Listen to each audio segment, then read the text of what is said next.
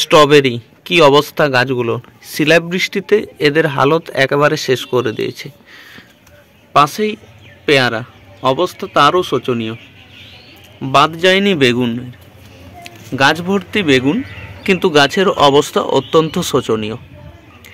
এটা তো সেন্সেশন, এর মাথায় যেন মুকুলগুলো কেউ কেটে নিয়েছে তাই মনে হচ্ছে। আর টিজেসির অবস্থাও খারাপ করে দিয়েছে। গাছটাকে দেখলেও খুব কষ্ট হবে এমন পরিস্থিতি। মুকুলের তো শোচনীয় অবস্থা। গাছ ভর্তি মুকুল ছিল অরুণিকা, কিছুটা হলেও যেন এই ছাদ বাগানে শোভা দিচ্ছে। আর ব্রুনাই কিং, সেও একই অবস্থা, একটা ডালে মুকুল, বাকিগুলো সব মুকুল ঝরে গেছে।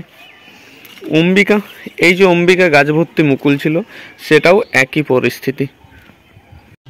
নমস্কার, আমি শান্তনু, বাগানবাড়িতে আপনাদের সকলকে স্বাগত।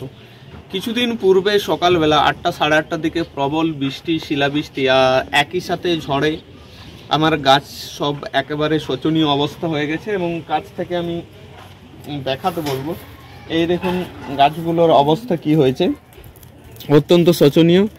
মানে একেবারে শিলাবৃষ্টি হওয়ার পরে গাছগুলো যেন ক্ষত হয়ে গেছে। সামনে থেকে দেখাতে বলবো, একেবারে এই যে পাতা একেবারে পড়ে গেছে, তার সাথে সাথে এগুলো অবস্থা শোচনীয়। আর মুকুলগুলো অনেক নষ্ট হয়ে গেছে, তবুও অল্প স্বল্প আছে এবং রেখেছি। তো এই অবস্থায় কি করণীয়, এটা অবশ্যই আপনাদেরকে জানতে হবে, না হলে গাছের আরও ক্ষতি হবে। তো এই রকম যদি গাছের পরিস্থিতি হয়, তাহলে আপনারা কি করবেন, যে কোনো একটা ফাঙ্গিসাইড স্প্রে করবেন। দেখুন ব্যাবিস্টিন আমার কাছে রয়েছে, এই ফাঙ্গিসাইডটা আমি স্প্রে করব। এবং পরিমাণটা আপনারা কত দেবেন এটাও কিন্তু একান্ত জানা প্রয়োজন।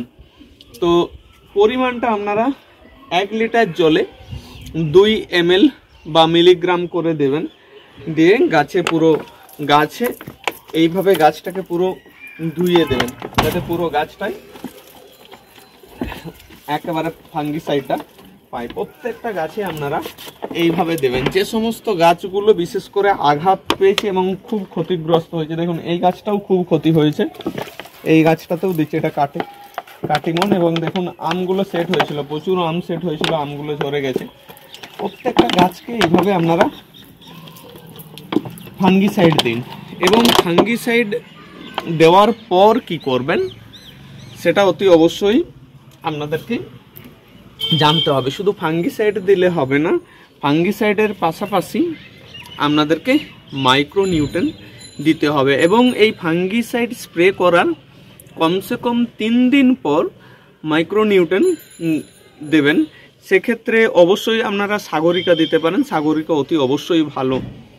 তো চলুন আমি যে মাইক্রোনিউট্রেন সেটা স্প্রে করছি আপনাদেরকে দেখাই।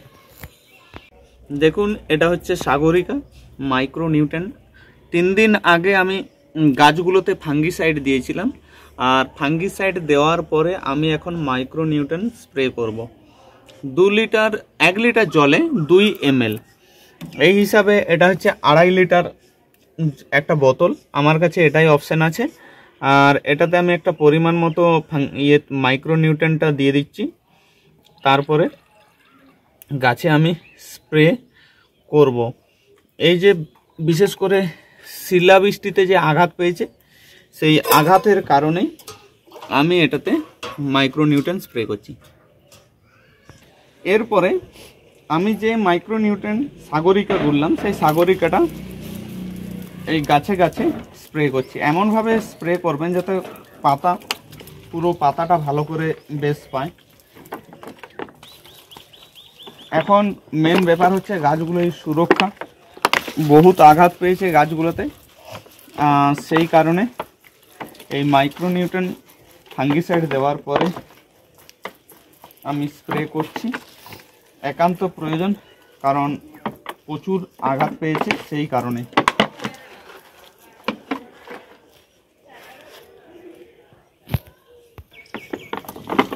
এটা আমার অরুণিকা আমের গাছ।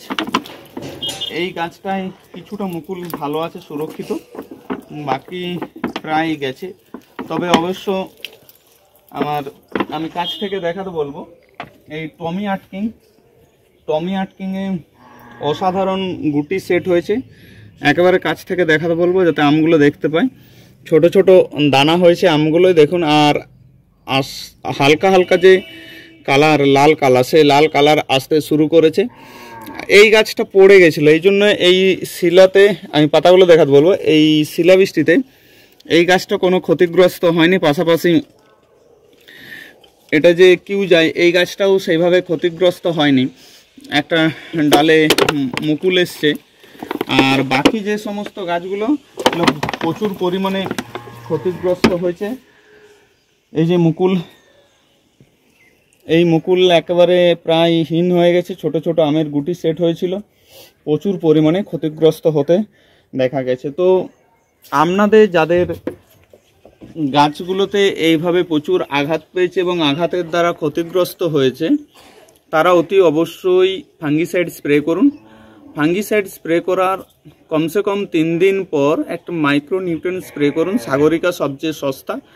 এতে দেখুন আপনাদের গাছগুলো কিছুটা হলে অবশ্যই ভালো হবে। আর পারলে কিছু মুকুলও ছিঁড়ে ফেলে দিন, যাতে যদি কম বয়সী গাছ হয়, গাছের গ্রোথটা অতি অবশ্যই ভালো হবে।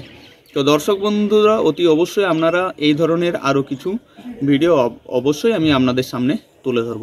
সকল দর্শক বন্ধুকে ধন্যবাদ।